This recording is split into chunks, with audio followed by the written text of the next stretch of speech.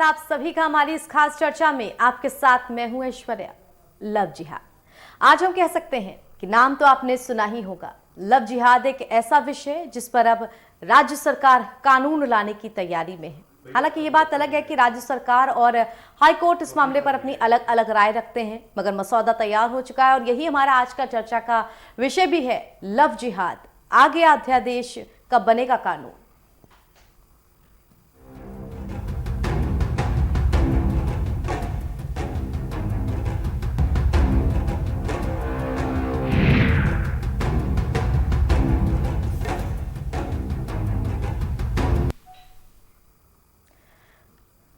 मनुष्य के लिए कहा जाता है कि वो एक सामाजिक प्राणी है जिसने अपने आसपास अपने समाज को बनाया और उसी समाज के ताने बाने से घिरा हुआ मनुष्य हमेशा रहता है। मगर अफसोस कि मनुष्य ने धर्म, जाति, संप्रदाय ये भी बनाए और फिर इनमें इतनी बुरी तरह से बढ़ता चला गया कि हमारे इस दुनिया में जितनी भी लड़ाइयाँ हुई, बड़ी लड़ाइयाँ, उनका आधार भी धर्म ही बन गया। और शायद लव जिहाद भी उसी धर्म, जाति और संप्रदाय में बंटने का ही नतीजा है कि आज ऐसे विषय पर कानून लाने की तैयारी की जा रही है और हम ऐसे विषय पर चर्चा भी कर रहे हैं। चर्चा करेंगे लव जिहाद के मुद्दे पर। इसी विषय से संबंधित हमारे साथ मेहमानों का एक पैनल भी जुड़ेगा, मगर उससे पहले आइए आप सभी को अपनी एक विशेष रिपोर्ट दिखा देते हैं।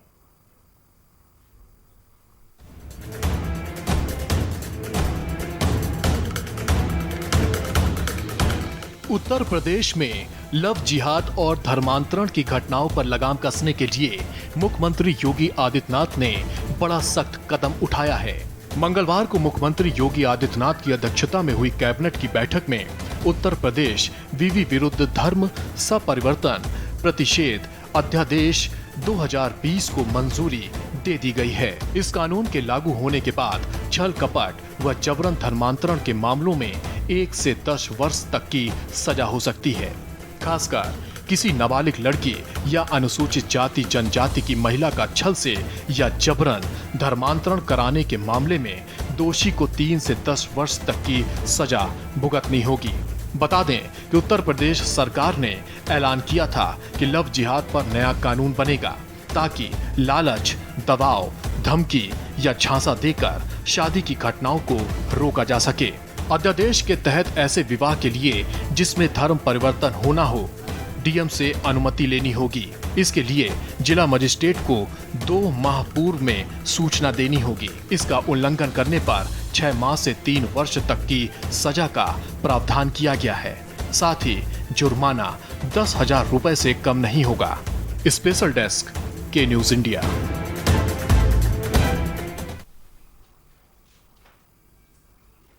और आइए बिना देर किए इस मुद्दे से संबंधित हमारे साथ जो मेहमान जुड़ गए हैं उन सब से आपका परिचय करा देते हैं।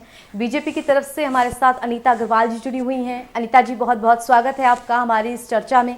साथ ही हमारे साथ मौलाना खुम्मी जी जुड़े हुए हैं, आप शिया धर्म गुरु हैं। मौलाना जी, बहुत स्वागत आपका हमारी इस चर्चा में।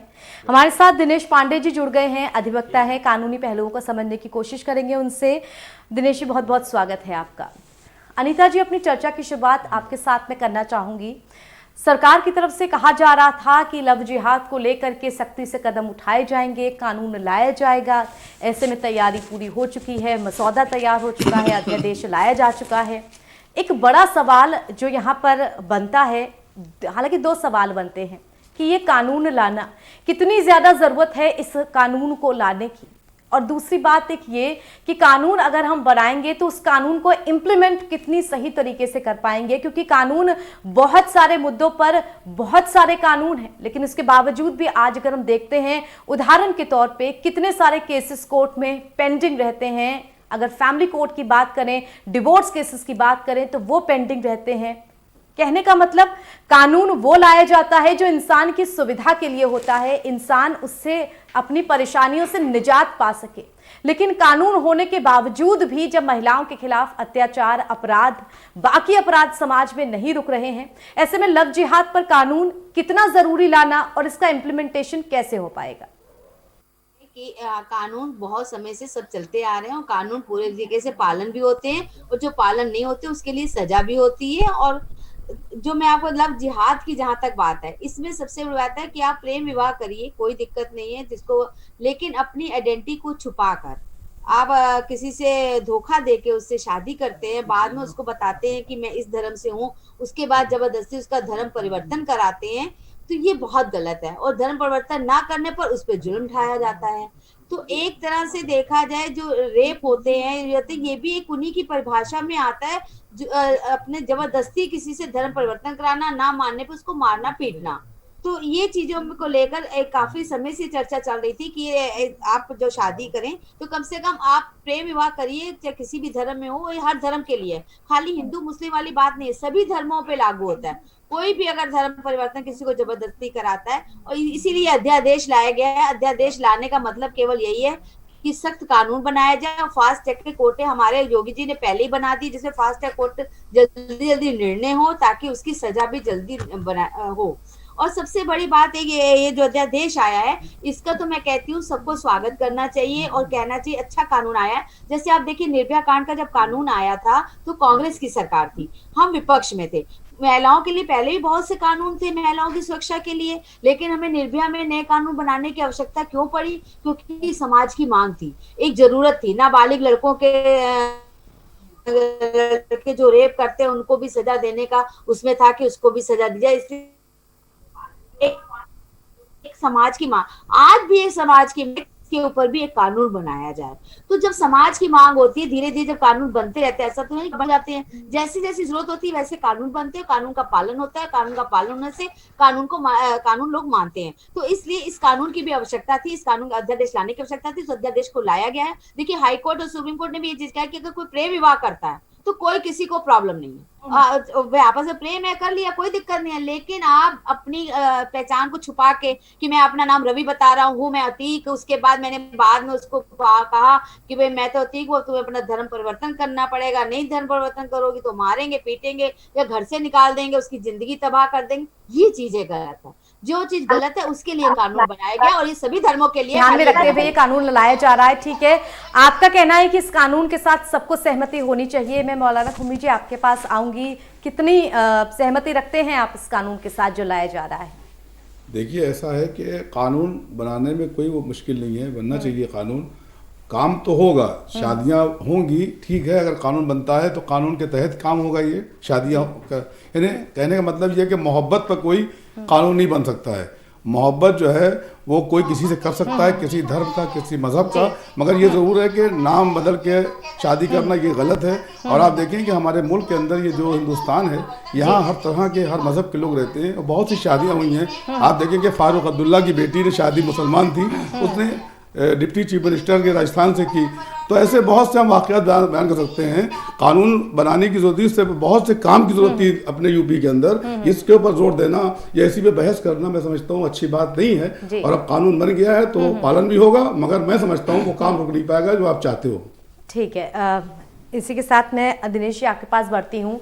कानून को लेकर के तमाम तरीके की पेचीदगी भी होती है, कानून में जो धाराएं लाई जाती हैं उनको समझना भी ज़रूरी होता है।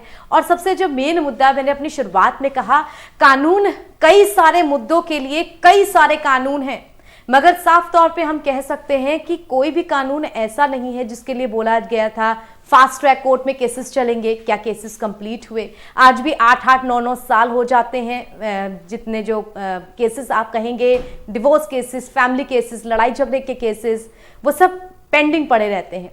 ऐसे में जो कानून लाने की बात की जा रही है, किस तरह से इम्प्लीमेंटेशन हो पाएगा? कहीं ऐसा तो नहीं कि ये भी एक ऐसा ही मसौदा बन के रह जाएगा कि जो पीड़ित हैं उनको न्याय नहीं मिल पाया और जो लोगों को लाभ उठाने के मकसद से इनकी धाराओं के साथ उलटफेर किया वो जीत गए? देखिए, मैं इस पे ये कहना चाहूँगा कि जो ये धर्म विरुद्ध संपरिवर्तन प्रतिषेध अध्यादेश 2020 आया है जी, इसके नाम में ये लिखा है कि ये कोई धर्म विशेष से जुड़ा हुआ नहीं है। इसका मेन जो प्रियम्बल है, इसका जो मेन मोटिव है, वो जैसे अभी कुछ दिन पहले ऑनरेबल जज विवेक अग्रवाल और पंकज नकवी जी की कोर्ट ने भी ये बताया कि कानून बने।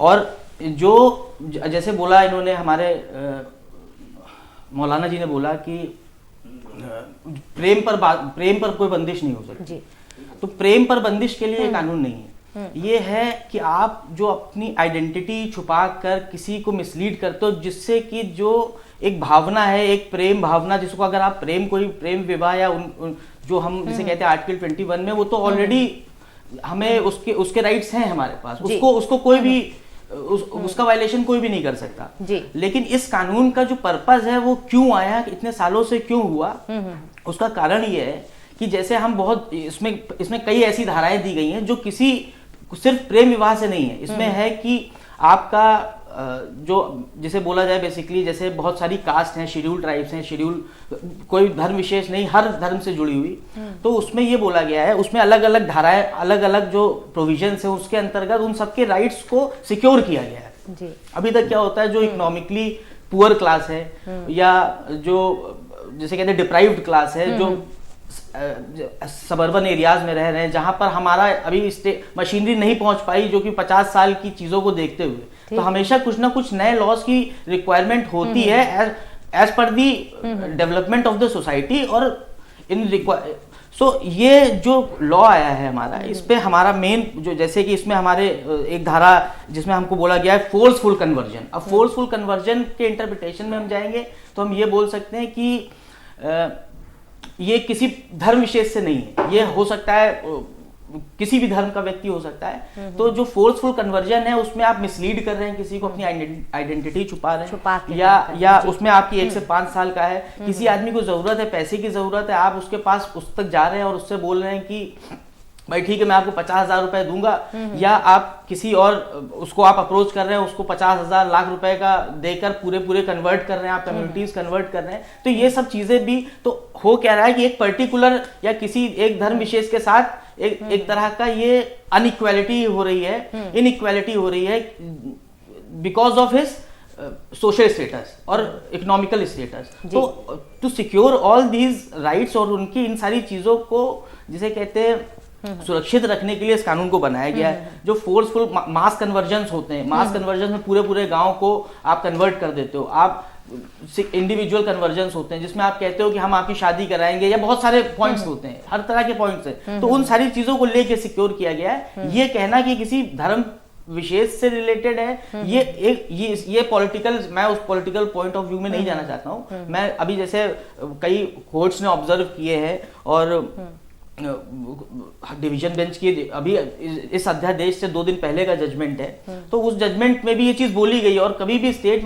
मशीनरी, जुडिशियल मशीनरी के अगेंस्ट नहीं जा सकती। ये सब चारों पिलर हैं और इनको एक दूसरे के साथ मिलकर चलना है, और उसी के पॉइंट ऑफ व्यू से, उसी दृष्टिकोण से सब जिसे कहते हैं एक कॉमन प्लेटफॉर्म पर आके, कॉमन बेस पर आके ये कानून बनाया, कानून लाना है। ठीक है, आपने सारे कानून के जो पहलू थे वो हमको समझाए। अनीता जी, आपके पास दोबारा मैं आऊंगी।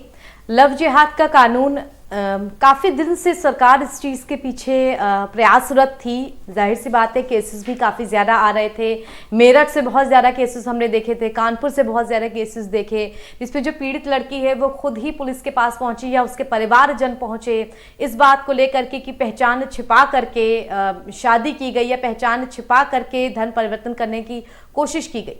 लेकिन दूसरी तरफ हम ये भी देखते हैं कि लव जिहाद में जिस तरह से लड़कियों को फंसाने की बात होती है, ऐसे महिलाओं के प्रति जो अपराध हैं, जो गंभीर भयावह अपराध हैं, अपराधों के जो आंकड़े हैं वो लगातार बढ़ते रहते हैं। सरकार प्रयासरत होती है। सरकार, आप चाहे कुछ वक्त पहले की अगर आप बात करें तो मिशन रोमियो जिस तरह से चला था कि सड़क पे जो छीटाकशी होती है महिलाओं को, बेटियों के साथ, उस चीज़ को लेकर के हम काफ़ी हद तक कम कर देंगे। लेकिन इसके बाद भी चाहे वो बलात्कार की घटनाएं हों, चाहे वो छेड़छाड़ की घटनाएं हों, चाहे वो महिलाओं के साथ दहेज हत्या की घटनाएं हों, गंभीर अपराधों के जो आंकड़े हैं उनमें कमी नहीं आ रही है। ऐसे में एक और कानून बना करके क्या अपराधों में कमी आ पाएगी? इस बात को लेकर के जनता सवाल पूछती है। पहले से अपराधों में कमी आई है, इसमें कोई दो राय नहीं, लेकिन मैंने कहा अपराध खत्म नहीं हो सकते, कम हो सकते हैं। जहां तक देखिए, इन्होंने मिशन शक्ति जो सरकार ने बनाया है वो काफी कामयाब है। और आज जो महिलाओं के लिए जो पुलिस में भर्ती की गई 20% भर्ती की जाएगी, वो भी एक, और जो वहाँ पे पुलिस डेस्क बनाई जाएगी उसके लिए महिलाओं के लिए अलग होगा कि अलग अपनी कंप्लेंट मिशन शक्ति, 20% भर्ती, ये सब जो हमने बलरामपुर वाला केस देखा, ये उन्नाव वाला मामला देखा, ये जब लगातार सीरियल केसेस हुए उसके बाद आया है। तुरंत वो कॉल करे, तुरंत वहाँ पे अवेलेबल पुलिस पहुंच जाती है। और मुख्यमंत्री की डायरेक्ट लाइन भी है 1076, ताकि आप वहां पे भी कंप्लेन कर सकते हैं। आज हम सब कानून लड़कियों को जगह जगह पता है। पहले देखिए स्कूल में लड़कियां पढ़ने नहीं जा पाती थी, और आज कम से कम लड़कियां स्कूल में पढ़ने जा रही हैं। पहले शौच खुले में होते थे, शौचालय नहीं होते थे, ये इसीलिए ये सोच से शौचालय बनाए गए, सब स्कूलों में बनाए गए, जगह जगह बनाए गए। और ये सब उसी सोच के ही नतीजे हैं कि महिलाओं की सुरक्षा हम कैसे कर सकते हैं। और आज हम महिलाओं की सुरक्षा के लिए जितने प्रतिबद्ध हैं, हम उसी सुरक्षा। और आज देखिए 24 घंटे के अंदर अपराधी पकड़े भी जाते हैं, जेल भी जाते हैं। वो पहले अपराधी भाग जाते थे या सरकार की संरक्षण में हो जाते थे। और मैंने आपको बताया 2-3 साल में अपराधी नहीं पैदा हो गए हैं, ये अपराधी जो राजनीतिक पार्टियां संरक्षण देती रही, उनके हौसले इसलिए बुलंद है, इसलिए अपराधी पे हो गए हैं। आज उन अपराधियों को पकड़ा जा रहा है, जेल भेजा जा रहा है, तो ये डर लोगों में बैठ गया। और धीरे धीरे कानून सख्त होने से पता चल रहा है कि योगी सरकार में कानून बहुत सख्त है, लोग डर रहे हैं, ऐसा नहीं है। और जब ये कानून बनेगा तो इसमें भी एक भय होगा कानून का कि हमें किसी से जबरदस्ती धर्म परिवर्तन नहीं कराना है, सामूहिक धर्म परिवर्तन भी नहीं कराना है। ये धर्म आप अपनी इच्छा से किसी का धर्म परिवर्तन कर ले, ठीक है, लेकिन आप जबरदस्ती किसी को लालच दे के, फुसला के उसको करके जो धर्म परिवर्तन करेंगे उसके। ठीक है अनीता जी, आप जिस तरह से कह रही हैं अपराधी एक ही वक्त में नहीं पैदा हो गए, पिछली सरकारों से संरक्षण मिला, लेकिन अगर सरकार दोबारा आएगी अगले चुनाव में तो मैं इस बात को जरूर पूछूंगी कि सरकारें जो बहुत आसानी से इस बात की जिम्मेदारी पिछली सरकारों पर डाल देती हैं कि ये हमें विरासत में पिछली सरकार से मिला, इसे जाने में टाइम लगेगा, तो तब सरकार की तरफ से क्या जवाब मिलेगा। फिलहाल दर्शकों छोटा सा ब्रेक, रुक रहे हैं हम, लेकिन लव जिहाद पर हमारी ये चर्चा जारी रहेगी कि किस तरह इस कानून को लागू किया जाएगा, क्या क्या परेशानियां समस्याएं आएंगी, और इसका जो पूरा मसौदा है सजा देने का वो किस तरह से तैयार किया गया है। छोटा सा ब्रेक, जल्द हाजिर होते हैं।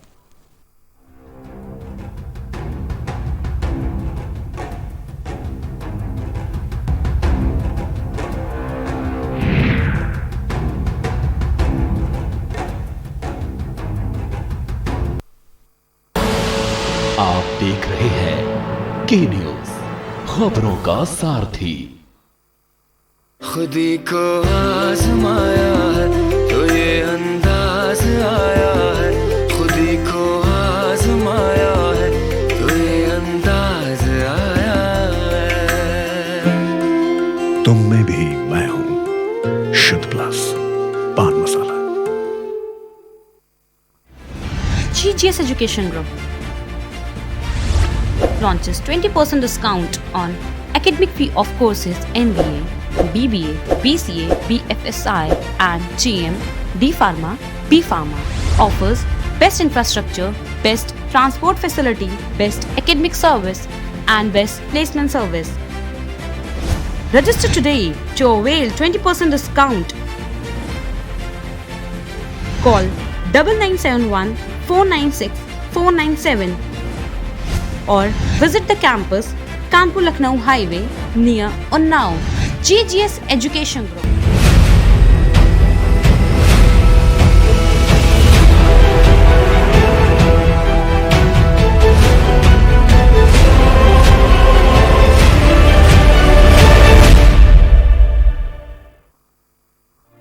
कोरोना संकट काल में के न्यूज इंडिया की देशवासियों से अपील है कि हम जाति धर्म को भूलकर कोरोना को हराने में एक साथ खड़े हों, जरूरतमंदों की मदद करें, कोरोना के खिलाफ जंग में हम अपना योगदान दें। हम सब मिलकर लड़ेंगे और मिलकर जीतेंगे। आप देख रहे हैं के न्यूज, खबरों का सारथी।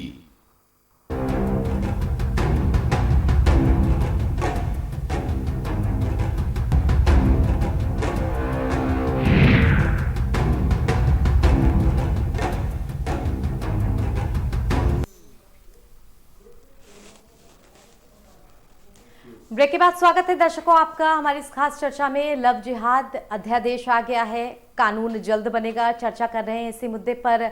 हमारे साथ मेहमान जुड़े हुए हैं, आइए अगला सवाल मौलाना खुमी जी, आपकी तरफ हम चलते हैं। ब्रेक पर जाने से पहले जब आपसे बातचीत की थी हमने, आपने भी इस बात को बोला था कि मोहब्बत पे जोर नहीं, और भारत जिसमें अलग अलग धर्म जाति के लोग रहते हैं वो मोहब्बत भी करेंगे, वो शादी भी करेंगे। दो समुदाय विशेष जिसे लेकर के लव जिहाद के बहुत ज़्यादा केसेस आए, उन केसेस को लेकर के जो ये कानून लाने की तैयारी की जा रही है। ऐसा इसमें कहा गया है कि अगर शादी करने के मकसद से ही धर्म परिवर्तन किया जाएगा तो उसको मान्यता नहीं मिलेगी, उसको शून्य कर दिया जाएगा। लेकिन जिस तरह से अगर आप शादी करते हैं किसी धर्म में तो आपको धर्म परिवर्तन करना भी आवश्यक होता है। कितनी पेचीदगी होगी इन कानूनों से उन जोड़ों के लिए जो शादी करना चाहते हैं और अलग अलग धर्म के हैं। देखिए, पहली बात तो ये है कि इन लोगों ने लव जिहाद को बहुत बदनाम कर दिया है। लव का मतलब होता है मोहब्बत करना, जिहाद का मतलब होता है कोशिश करना। इन लोगों ने समझा कि ये मुसलमानी जो है लव भी करते हैं और जिहाद भी करते हैं, और मुसलमानी सब गलतियां करते हैं और मुसलमानी ऐसे हिंदुस्तान में ख़राब काम कर रहे हैं। ये जहन जो निकालना चाहिए है। पहली बात तो ये है कि हमारे मुल्क के अंदर कानून बहुत से बने हैं मगर अमल बहुत कम हो पाता है। कानून बनाइए मगर ये सोच के बनाइए कि किसी के ऊपर किसी को परेशान न किया जाए, किसी को बेजा जो है सताया ना जाए, किसी पे जुल्म न किया जाए, अत्याचार न किया जाए, और किसी धर्म के विशेष धर्म के लिए कानून न बनाया जाए, बल्कि कानून सबके लिए, पूरे मुल्क के लिए होना चाहिए। और यूपी के अंदर जो जराइम बढ़ रहे हैं तो सरकार का काम ये है कि उनको रोके। अगर 2-4 केस ऐसे आते हैं, इसका मतलब नहीं कि कोई सारे हिंदू खराब है या सारे मुसलमान खराब है, सब लड़कियां खराब है या सब लड़के खराब, ऐसा नहीं है। प्यार मोहब्बत जो है वो फितरती चीज़ है, जो फितरत के में शामिल है। किस वक्त किससे कौन मोहब्बत करे किसी को नहीं मालूम है। अब हमारे मुल्क के अंदर एक परंपरा चली आ रही है, इस हिंदुस्तान के अंदर आप दुनिया में किसी भी मुल्क में जाएं, बहुत से मुल्कों के अंदर हमारे हिंदुस्तान के हिंदू मुसलमानों में शादियां हैं और बाकायदा खुशहाल तरीके से रह रही हैं। खुद हमारे मुल्क के अंदर मुख्तार अब्बास नकवी साहब ने शादी की, खुशहाल हैं। शाहनवाज साहब ने शादी की, खुशहाल हैं। ऐसा नहीं कि हिंदू बच्चियाँ परेशान हैं या मतलब मुसीबत में हैं। जो लोग जुल्म करते हैं उनका खिलाफ इस्लाम भी है, और इस्लाम कभी इजाज़त नहीं देता है कि गलत काम किया जाए, कि नाम बदल के शादी करें, बाद में बताएं। इस्लाम ने इसकी हमेशा मजम्मत की है। इस्लाम वो मजहब है कि जो अमन, प्यार, मोहब्बत, एकजहती सिखाता है, और इंशाअल्लाह जो इस्लाम को समझता है वो कभी ऐसा काम नहीं करेगा। जो इस्लाम को नहीं समझते हैं वो ऐसा काम करते हैं। उनके लिए कानून बनना चाहिए, सख्ती होना चाहिए है, और इसको किसी मजहब से न जोड़ा जाए। मेरी भी यही अपील है हुकूमत से भी और कानून बनाने वालों से भी कि किसी धर्म या किसी मजहब को छेड़ा ना जाए, बल्कि प्यार मोहब्बत जो है वो फितरती चीज़ है। चाहे वो हिंदू करे या मुसलमान करे या सिख करे या ईसाई करे या यहूदी करे या मजूसी करे, जितने भी धर्म हमारे मुल्क में रहते हैं, इस मुल्क के अंदर प्यार मोहब्बत होना चाहिए, मगर नाम बदला ना जाए या किसी पर अत्याचार न किया जाए या किसी मजहब को बदनाम न किया जाए। हम यही देखते हैं मुस्तकिल तौर पे कि आपने लव जिहाद जो है सिर्फ जोड़ दिया मुसलमानों से।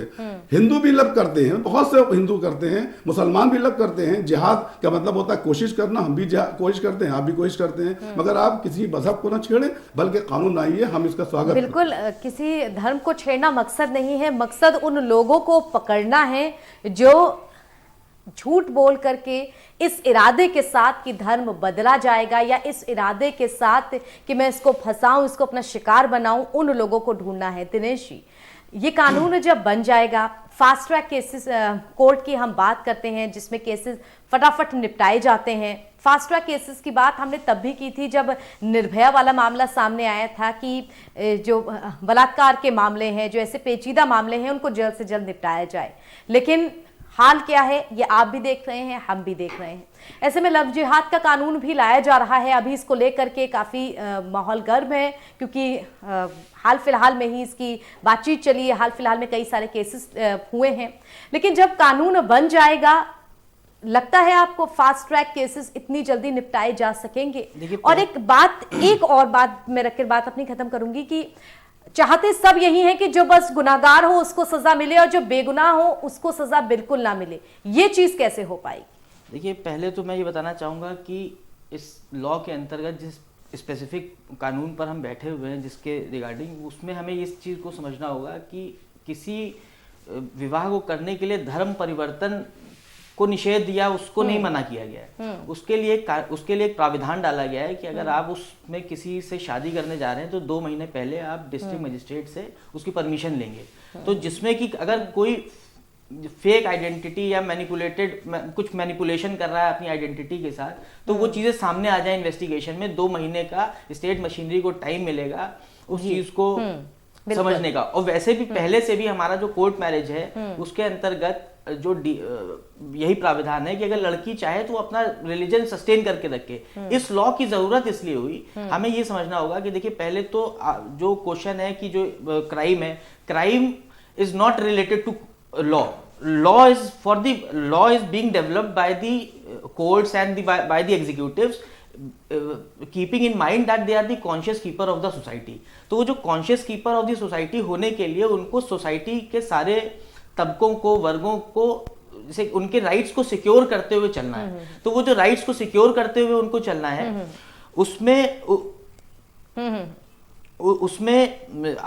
उसी के पर्सपेक्टिव से इस लॉ को डेवलप किया गया है और सबको ये चीजें बोली गई हैं। सारे धर्मों को भी सबको छूट है, जो चीजें पहले जिनके पास प्राविधान थे, बस किसी के साथ कुछ गलत ना हो, किसी वो धर्म या वो धर्म विशेष जिनके पास पैसे की परेशानी है, आप उनको पैसा देके कहिए कि मैं आपको नौकरी दिलवा दूंगा और आप उनका धर्म परिवर्तन करा दें, तो धर्म परिवर्तन का ये जो प्रोपेगेंडा है, एजेंडा है, इस पर भी लगाम लगेगी। इस पे लगाम लगाने का ये मेन पर्पस। ठीक है। इसके बाद अनीता जी, आपके पास बहुत कम वक्त बचा है, तो कम शब्दों में आपसे इस बात का उत्तर चाहूंगी। सरकार एक मुद्दे विशेष को लेकर के कानून लाने की तैयारी में है, अच्छी बात है, लेकिन पूछने वाली बात यह भी बनती है कि क्या बेरोजगारी को लेकर के, क्या बाकी अपराधों को लेकर के, बाकी सारे मुद्दे, उनके लिए भी इतनी तत्परता क्यों नहीं जितनी लव जिहाद को लेकर के है?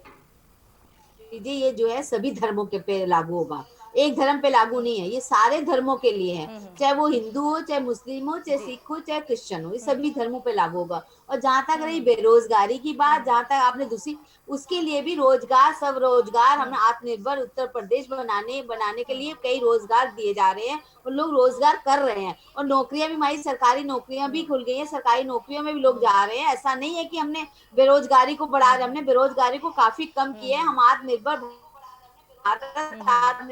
प्रदेश आ रहे हैं। आज सब रोजगार की योजना हमारी, तो सब रोजगार, आज महिलाएं भी अपने गांव में छोटे छोटे समूह बनाकर अपना व्यवसाय कर रही हैं, युवा लोग भी अपना व्यवसाय कर रहे हैं। आज जो हम लोगों ने सब रोजगार की उपलब्धि की है, जो हम लोन दे रहे हैं, वो एक मिशन को लेके ही दे रहे हैं। और इसीलिए बेरोजगारी पे भी पूरा ध्यान है और पूरे हर चीज जनता को इस चीज का मालूम है कि हम हर चीज पे ध्यान देंगे। लेकिन हाँ, जो जबरदस्ती किसी को तंग करेगा या उसको परेशान करेगा, और जो अपराधी होगा उसके लिए सरकार, चाहे वो ठीक है। अनिता जी, उम्मीद करते हैं जिस मकसद के साथ ये कानून लाया जा रहा है वो मकसद जरूर पूरा हो, नहीं तो हम और आप फिर से चर्चा पर बैठेंगे इसी मुद्दे को लेकर के। फिलहाल अपने सभी मेहमानों को धन्यवाद देने का टाइम हो गया है, वक्त की सख्त किल्लत है। धन्यवाद दिनेश जी हमारे साथ जुड़ने के लिए, धन्यवाद मौलाना जी हमारे साथ जुड़ने के लिए, अनिता जी आपका भी बहुत बहुत धन्यवाद हमारे साथ जुड़ने के लिए इस चर्चा पर। और दर्शकों, फिलहाल इस मुद्दे से मुझे इजाजत दीजिए। देश दुनिया की तमाम खबरों के लिए जुड़े रहिए के न्यूज के साथ।